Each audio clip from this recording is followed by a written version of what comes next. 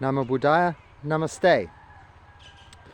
The one thing you notice quite quickly when you first put a video on YouTube, and possibly other platforms, I wouldn't know, is this talk of algorithms. You see, you make a video and put it on YouTube, and then your feed introduces videos of a different interest. So whereas my feed was usually about the Dharma from various monasteries, sites I've visited, now of course it's about making YouTube videos.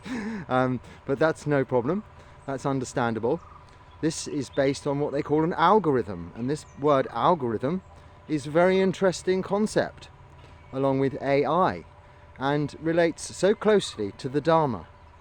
Well, so closely to the fundamental faculties of existence, which you may hear me mention quite often. So I see this word algorithm all of the time, and it's perplexing because there's so much talk about this and so much talk about that. This algorithm's making my YouTube channel popular, or oh no, this algorithm is making my YouTube channel not popular. Now, of course, I'm trying to steer away from this kind of entertainment, albeit I'm sure it's useful and educational if your main interest is in making YouTube videos. My main interest is in the Dharma, and this is my communication vehicle to you, to convey through and from my experience what I am learning as my journey in the monastic life continues. And I came across YouTube purely by accident. I pushed a button on the screen after making a video for one of my children in England, my grandson actually, and it showed me how easy it was to put a video on YouTube, and I thought, that's okay, but I won't be doing that. But I had done that, so it's not hard. So if I can do it, anyone can do it. But the algorithm apparently is something in YouTube. It may be an urban myth, as they say. It may be mythology. But this is something that decides where your videos go and the audience that look at it. But my understanding from the little I have seen is that it's not the case. It's the audience pull the video through their searches, pull it to them. So the algorithm is in fact not a proactive but a reactive thing. Like us, we often can be reactive rather than proactive. Now, by reactive I mean we have a situation and we react. We either run towards it or we run away from it. This is part of our fight or flight, natural, inbuilt human instinct. So, for example, we put our hand towards fire, it's hot, we pull our hand away. This is natural. We have a feeling, we have suffering, and we don't like it. Sometimes we can't understand where it's coming from. So rather than look at the root cause of this suffering, we either run away from it. This is aversion. I don't like that. I don't like that feeling. I won't go there anymore. I won't do that. Or we can investigate it. And the best way to investigate this is through meditation, of course. And this investigation provides us with information. And much like this algorithm is pulling in information all of the time about the searches that people are putting in to the platform, you are then making decisions. But where we're different, us humans, to an algorithm, is we are infinitely fallible. We make mistakes. We are not run on binary code, bits, zeros and ones. Incidentally, did you know zero didn't exist? It came from India. But that's a whole nother subject and not related to Dharma. Zeros and ones. No, we make mistakes. Why? Because memory is very unreliable. We soften the bad things, we highlight the good things. All of our Christmases in the past were beautiful white Christmases if we lived in the West. All of our summers were flowers and butterflies. But of course that's not true. Many summers were raining, many Christmases were warm and damp. This is our natural inclination towards sensory desire and our natural inclination away from aversion to ill will of things we don't want, we don't like. Excuse me. So, this is where we are different to the computer version of decision making and reacting or pro-acting. But they introduced then a thing called AI, artificial intelligence, which attempts to mimic our fallibility in a computerized way. And this attempt to mimic our fallibility is the unknown quantity, trying to represent nature, if you like, because as we know, to some extent nature is randomized. This is where partly and a lot of anicca, uncertainty or impermanence, comes from, because the Dharma is nature and it is uncertain. Everything, all conditioned things are impermanent, all conditioned things are uncertain. But then also in nature there is some uniformity. You only have to look at where that is, in honeycombs, hexagons, in spheres, in circles. But one can actually attribute most of that uniformity to external forces, gravity and the elements, making things a certain shape or things evolving into a shape to adapt to those conditions, like we do with our personalities, in establishing and building those personalities, and therefore also our ego. So what do we have? We have an algorithm with an artificial intelligence, and it's trying to replicate human instinct. It's trying to replicate nature, and it does a very good job of doing that. And this is the interesting side of this whole new world and this whole new industry. But one mustn't lose sight of the fact that we already knew all this thousands of years ago, even before the time of the Buddha. But since the time of the Buddha, we've been made aware. He has awoken us to the simple truth behind nature, the truth behind the algorithm, and the truth behind our own AI. Because we think, because of this ego that we have developed, that we are in control of our own intelligence. But no, it is AI, artificial intelligence, an artificial belief in ourselves. We are still subject to aging, sickness and death. This is the truth, and we cannot control that. No algorithm will make that different. But our own algorithm is the knowledge of uncertainty, anicca, that everything is unsatisfactory. Even when we receive the best new thing, I have to give you an example, a new car or a new house, something like this.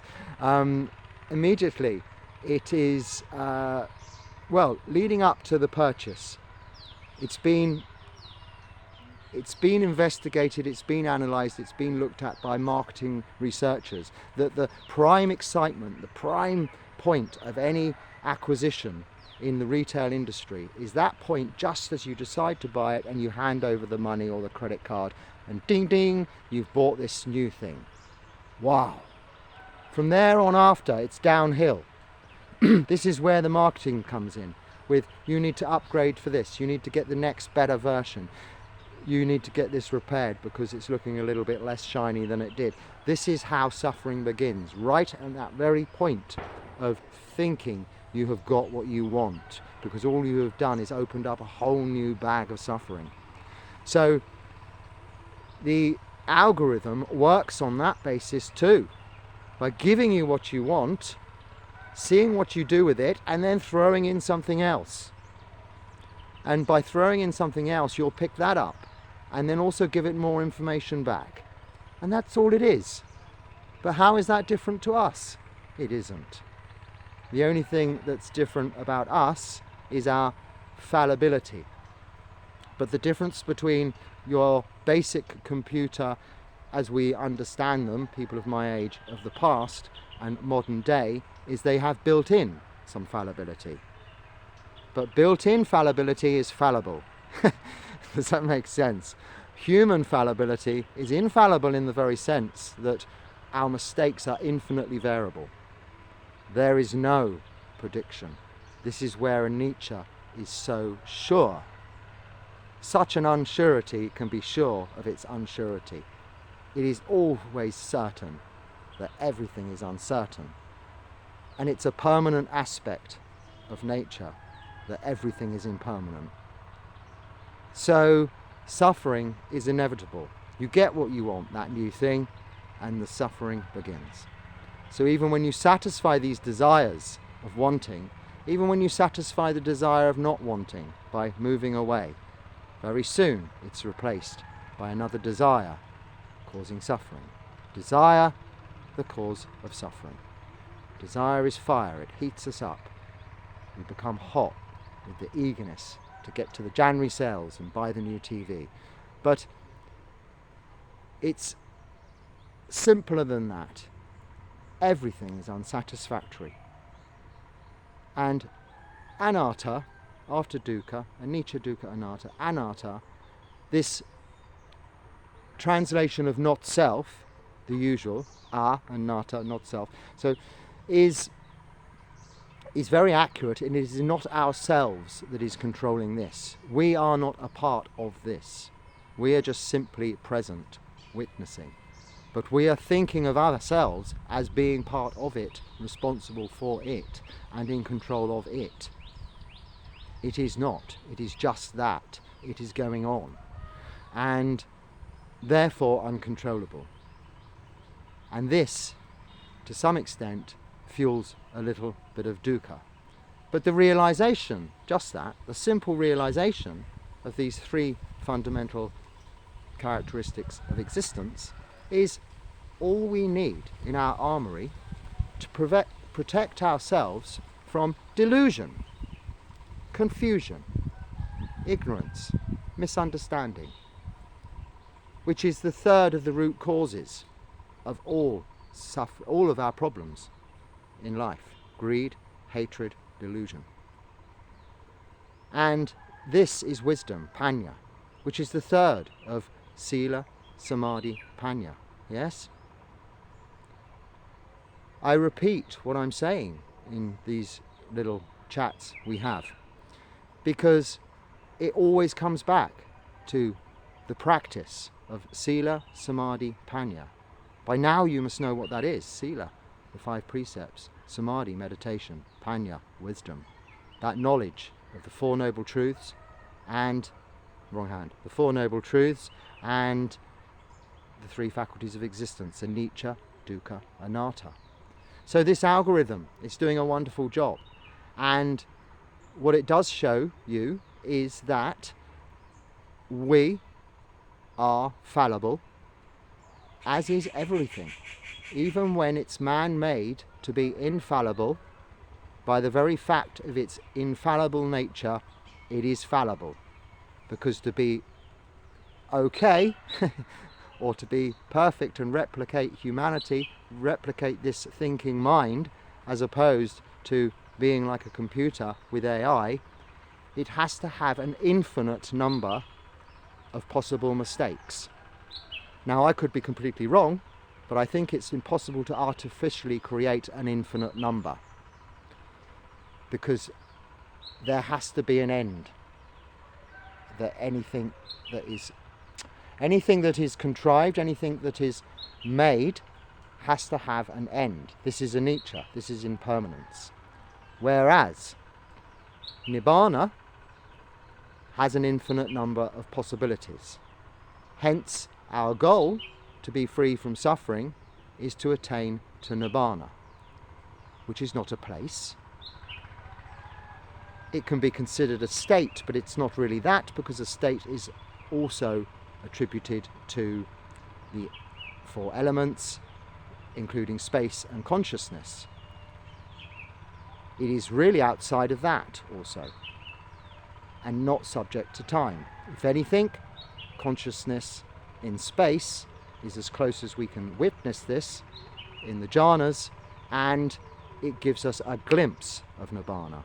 A glimpse only, and the Buddha said that's all you need to get there eventually, to keep you on the path, because nothing else is satisfactory. But this glimpse is what you're aiming to get through your practice.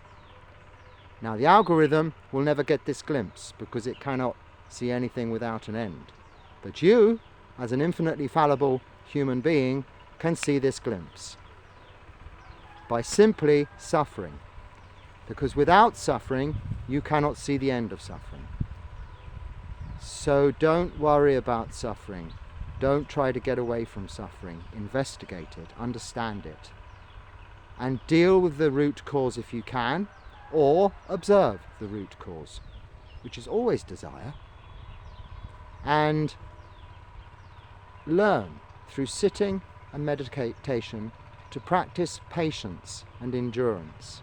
And this, too, will lead you on the path to Nibbana. So I wish you many blessings, and may you have a fruitful practice to Nibbana. Namo Buddhaya.